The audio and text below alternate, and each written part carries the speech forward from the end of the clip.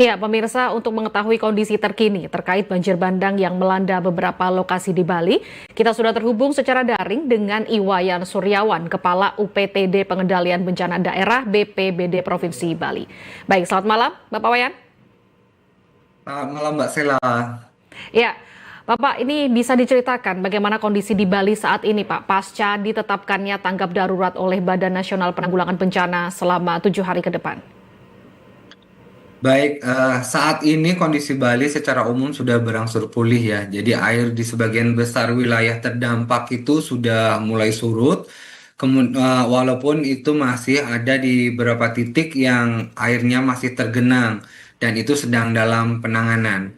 Kemudian penetapan status tanggap darurat ini selama 7 hari ke depan itu dimaksudkan agar koordinasi penanganan itu dapat berjalan lebih cepat dan lintas sektor, itu baik dari unsur pemerintah daerah maupun stakeholder yang lainnya. Jadi di sini fokus kami itu adalah untuk keselamatan masyarakat, pemulihan infrastruktur darurat dan pemenuhan kebutuhan dasar warga terdampak.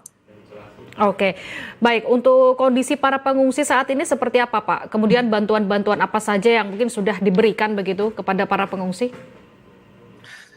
Baik, kami laporkan dari data yang terrecord di sistem kami itu masuk data di Pusdalo BPBD Provinsi Bali, titik pengungsian saat ini itu masih ada di Denpasar sebanyak 6 titik, kemudian di Jembrana itu sebanyak 5 titik. Nah, distribusi logistik dari pemerintah yang sudah diberikan itu meliputi pemberian logistik dasar itu seperti makanan siap saji, kemudian air bersih, selimut, pakaian, dan lain sebagainya.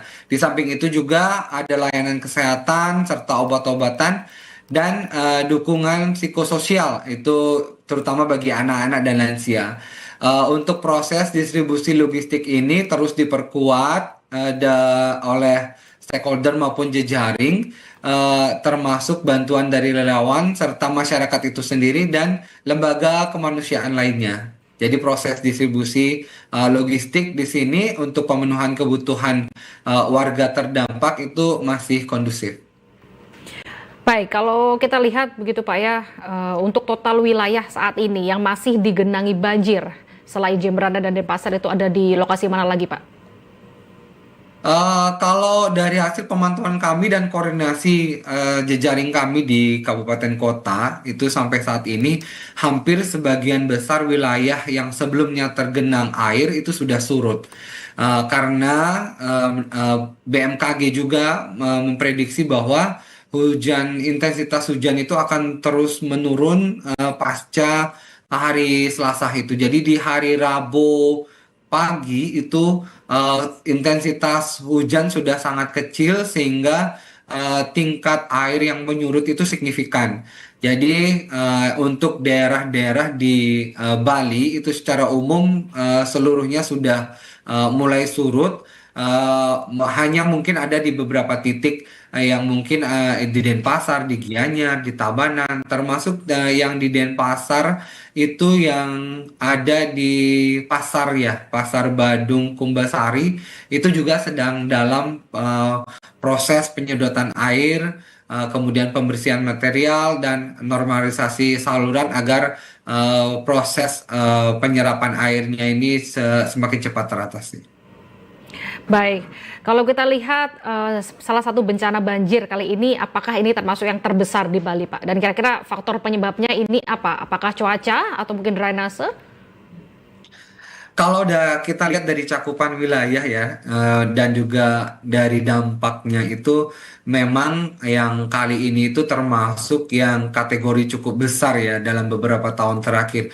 Dan khususnya itu di daerah Tukat Badung, di kawasan Tukat Badung ini ya, di Denpasar, yang memang dari histori data sebelum-sebelumnya itu tidak pernah terjadi banjir dengan intensitas yang seperti saat ini. Namun perlu kami yakini bahwa sistem penanganan bencana yang sudah kita lakukan saat ini itu jauh lebih cepat dan terorganisir dan di sini kami mendapat dukungan penuh tidak hanya dari pemerintah pusat, tetapi juga dari multisektor. Sehingga dengan adanya sinergi yang ada ini, kami berusaha memastikan bahwa dampak lanjutan itu bisa kami tekan seminimal mungkin dan upaya pemulihannya bisa berlangsung lebih cepat. Baik, Bapak untuk saat ini update-nya untuk korban jiwa ataupun yang luka-luka ini ada berapa orang, Pak? Untuk dampak ya, jadi saat ini terdata di kami ini berdasarkan update data per 22.00 WITA itu untuk korban yang meninggal dunia itu sudah sebanyak 18 orang ya. Dari sebelumnya 14 itu yang sudah ditemukan lagi 4 itu menjadi 18 orang. Kemudian yang masih dalam pencarian itu masih ada 2 orang. 18 orang ini terbagi menjadi untuk kota Denpasar itu ada 12 orang yang meninggal dunia. Kemudian dari Kabupaten Gianyar itu ada 3 orang. Kemudian Jemberana itu 2 orang dan Badung 1 orang.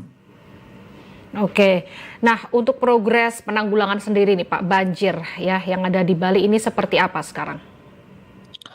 Untuk progres penanganan banjir yang kami lakukan di Bali ini, apa namanya, sudah berjalan sangat intensif ya. Jadi sampai ke malam hari ini pun masih ada operasi penyedotan air yang terutama di Pasar Badung, Kumbasari itu.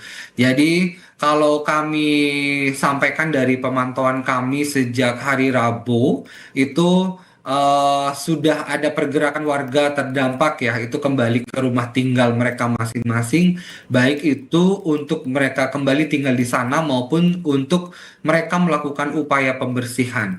Kemudian untuk jalur distribusi logistik juga sudah mulai lancar.